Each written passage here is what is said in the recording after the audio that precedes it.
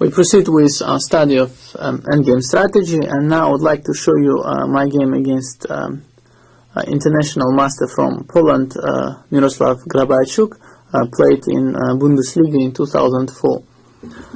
And in this particular position, now you see the endgame has been reached. Black is pawn up, but he is in fact suffering slightly on the weakness of his structure. Now the pawns e5, e4 are doubled and not very mobile. After e3 they will be blocked, and it would seem that it is very difficult to realize this advantage of being pawn up. On the other hand, in this game you will see that sometimes it is possible to turn disadvantage into advantage. That is, these pawns e4, e5, they are also central pawns. They control many squares in the center. So in fact black has a very decent control of central part of the board. Now his plan in the long run should be definitely activization of the pawn from c6. It should at some point run all the way, but it is not easy because after rook c1, e3, white will be controlling the square c4. Now you will see how I went about activization of my pieces in this game. So white started e3, bishop d5. Now you see from d5, the bishop, although seemingly passively placed, performs an important function. It controls the pawn on c6, controls the pawn on e4, and is also defended itself. So, and black can now proceed activating the king and see what it will bring. Definitely the activation of the king and bringing it ideally to the square like b2 is very important in order to be able to start pushing the c pawn. White in return should also try to activate the king, and now we see another feature of this position, the fact that the rook is somehow attacking f2 makes it very difficult for white king to go any further than e1. So white continues rook c1, and then goes king f6. Now an important resource for white is bishop c4. In fact, it is probably crucial for the evaluation of this endgame. And now, after bishop takes c4, rook c4, certainly black would lose one of the pawns, and this would be nothing good. But black can just proceed something like rook d7, still intending to go king e6, king d6. And it is not so easy to give a definite evaluation of an ending after bishop d5, c takes d5. But on the other hand, it is of course very unpleasant defense, because black now creates the passed pawn, will also activate his king, activate all his forces, and definitely my opponent didn't like this perspective. On the other hand, he could have played bishop c4, and after rook d7, just try to activate the king a bit with king f1, probably king e2, king d6, and then after h4, okay, just try to stay put after rook c2, but still after rook b7 or so, rook c2, black can start considering the rook endgame like this, and it is difficult to defend in the long run. In the game, my opponent played h4 and started just by waiting and hoping that black will not be able to strengthen his position seriously enough. I go king e6, bishop e2, king d6, rook d1, and now you see black could already start by advancing his king to b4, but in the meanwhile I noticed that I can activate my rook first. With the rook on b2, the king on b4 feels much more safe, so I go rook b7.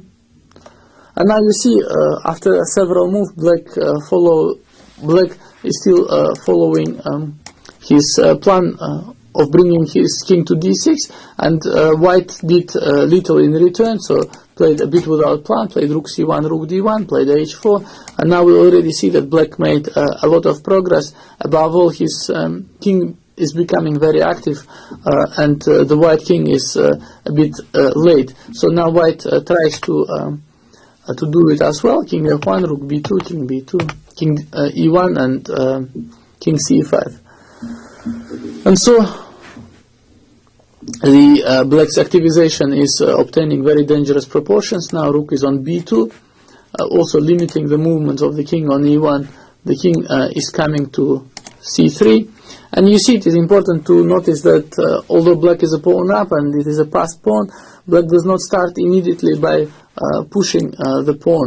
Black at the moment uses the fact that the pawn is protecting the bishop on d5, and can advance this pawn later under the more favorable circumstances, that is after, for instance, exchange of rooks or maybe exchange of bishops.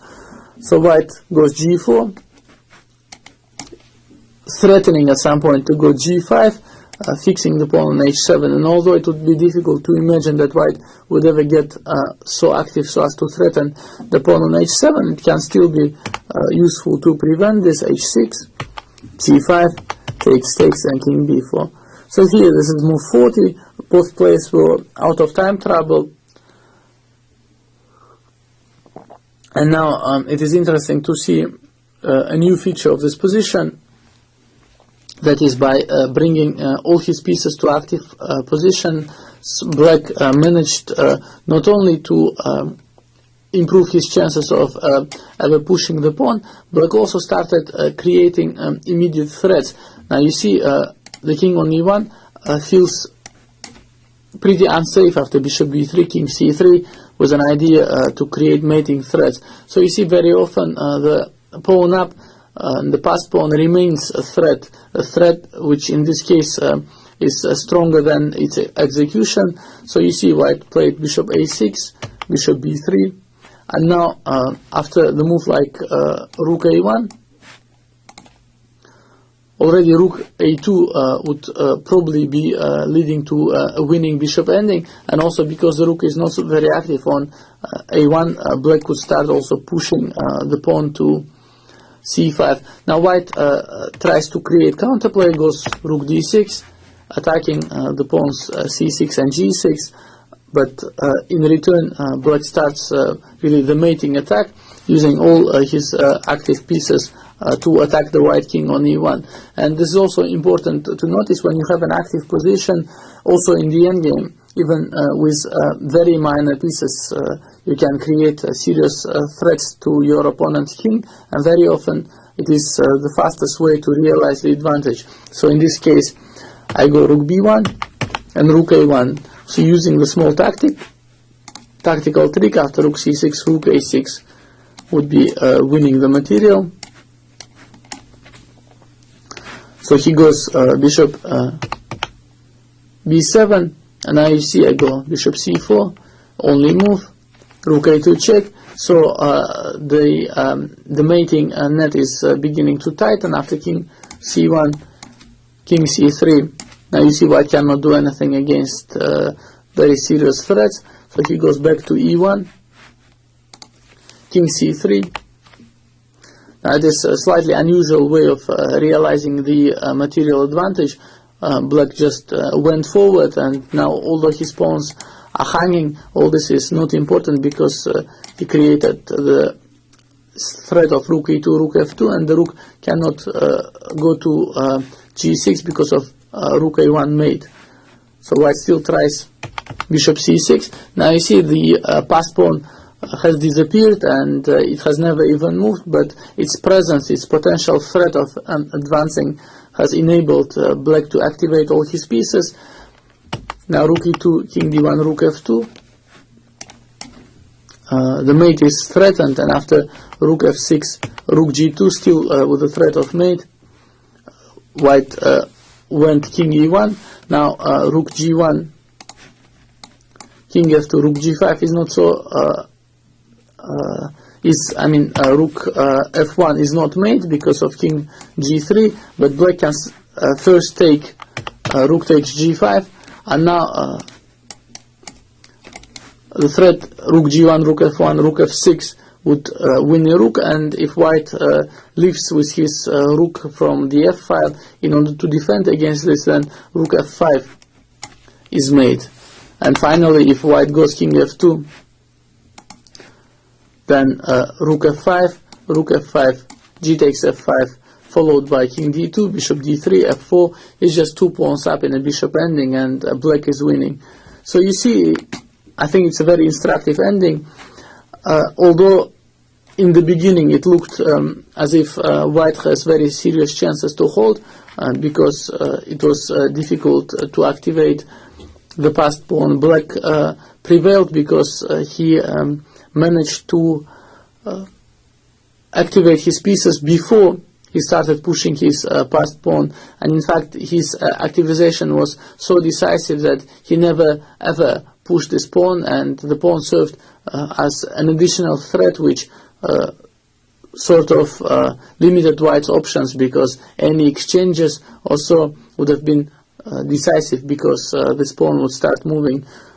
So in my opinion, an instructive example of the use of activization and the potential strengths of passed pawn, and we proceed with some further examples so that you might enhance your understanding of endgame strategy.